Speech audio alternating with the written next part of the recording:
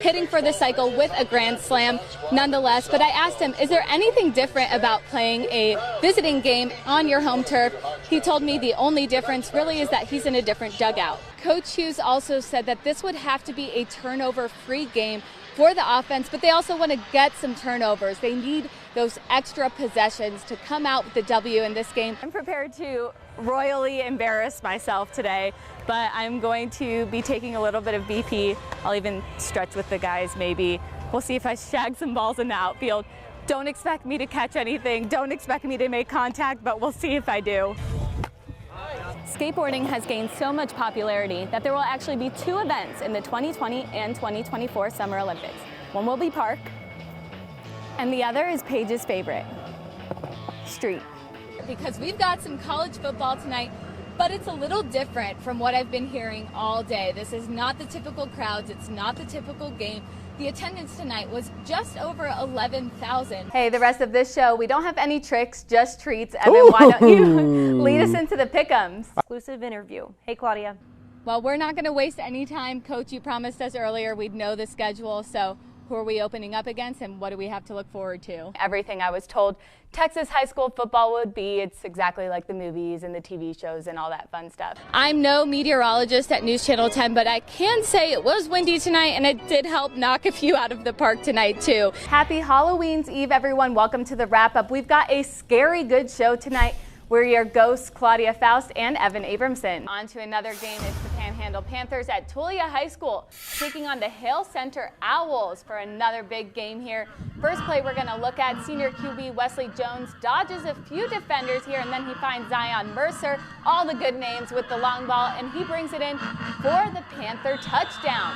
Next play we're going to take a look at right after the fun celebration. Hale Center now on offense. Hunter Thompson keeps the ball for himself, gains a few yards, but is brought down by the 6'5" Jackson Cooler. And yeah, I wouldn't want to be him because I'm nowhere near 6'5". Next play, Thompson again keeps the snap and he hesitates to throw the ball and is sacked by senior Luke Battle. And then Panthers on the attack. Wesley Jones tries to toss the ball to Luke Battle, but it's fumbled.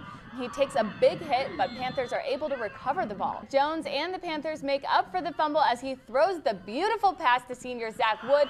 And he completes the offensive series with a touchdown. Panhandle wins 55-7. After school, 11-year-old Paige Hine trades in her backpack for a skateboard. All to ace kickflips, 540s, and skating rails. Paige got her first skateboard 3 years ago as a gift from her uncle and hasn't been able to let go of the sensation or her skateboard since. The feeling of like landing a new trick and also meeting new friends and having the same level as them and learning tricks with them. There was something very unique about her passion for it and the drive she had to learn new tricks and kind of learn like the lingo and just as much as she could about the culture in skateboarding. But the skateboard community and culture is still growing, and Paige is usually one of the few, and at times the only girl at the skate park. Sometimes you'll see like a few other girls just kind of like riding around, but there's usually not many girls. Less than 20% of skaters in the 2019 X Games were women, leaving women like pro skater Amelia Brodka feeling outnumbered. I really wanted to compete in vert at the X Games, and I was an alternate one year, and then next year I tried even harder. I learned all these new tricks, and I submitted my video to the event coordinators, and they said, "Wow, Amelia, this is a great video. We had you on the competitors list, but the women's event was canceled." And that just broke my heart. It seemed like the thing that I was striving for, what I was dreaming to accomplish, it just all of a sudden was taken away. Now women like Amelia are paving the way, or the streets, for young girls so they can get the opportunities they didn't get when they were growing up. Amelia co-founded the nonprofit Skate Exposure in 2012 to put on an all-female skate competition every year, giving girls like Paige the chance to surround themselves with the most talented skaters around the world. Coming to an event like this is insane. It's so rad to see so many girls competing. I think there were 200 girls signed up to skate this event, and that's just crazy. Like back in the day, it would be like maybe 4 girls signed up to skate an event. My very first skate contest, there were 7 girls signed up.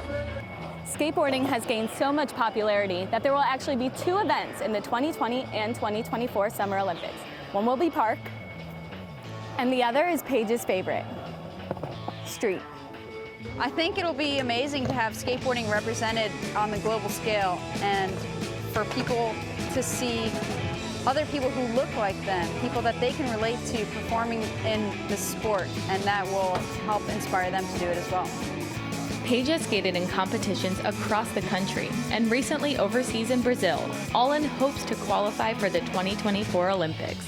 I feel like her goals right now are X Games and the Olympics, and what an exciting time. I think it's amazing that this wasn't even a possibility before, and now she has Olympic dreams.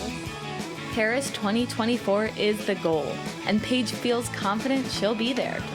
I can't wait to be in the Olympics. No matter what happens, one thing is for sure. She will never go a day without skating. It's like attached to me now. It's like I can't live without it. In Huntington Beach, California, Claudia Faust, Cronkite Sports Report. Earlier this year, 17-year-old Ketch Brown was put into a medically induced coma after a staph infection caused his organs to shut down. He spent several weeks fighting for his life at Covenant Health in Lubbock, but his greatest challenge since leaving the hospital was his return to the gridiron. This season will always be one to remember for Canyon High School senior cornerback Ketch Brown, but not just because it's his last season taking the field as an Eagle.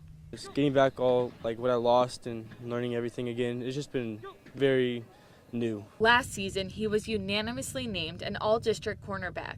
So relearning the game that he's played since he was in elementary school was not something he could have ever prepared for. We're in spring football. We weren't out of school yet, and Ketch said his back was bothering him really bad, and he kept saying it was bothering him, and finally they went to the doctor and found some things out, and I can't tell you how fast it escalated until we drive down to Lubbock, and he's in ICU there, and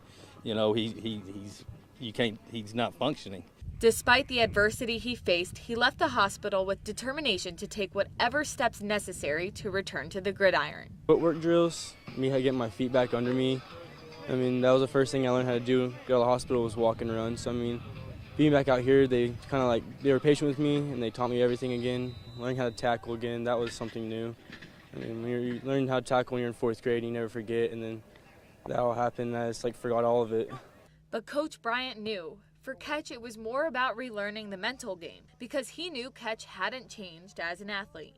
Early in our tour days, he was having some mental difficulties. He was concerned that he might get hit and might get injured, and we stood out on that field one day for about 20 minutes and talked about what fear was, and that fear's a liar. And fear's going to hold you back, and you're not going to allow it to hold you back the rest of your life. And this is the way you can conquer it. You can conquer it by overcoming it right now, and then you'll overcome it the rest of your life. And he's done that. Now, a few weeks into his final season, he's not taking a hit from fear any longer.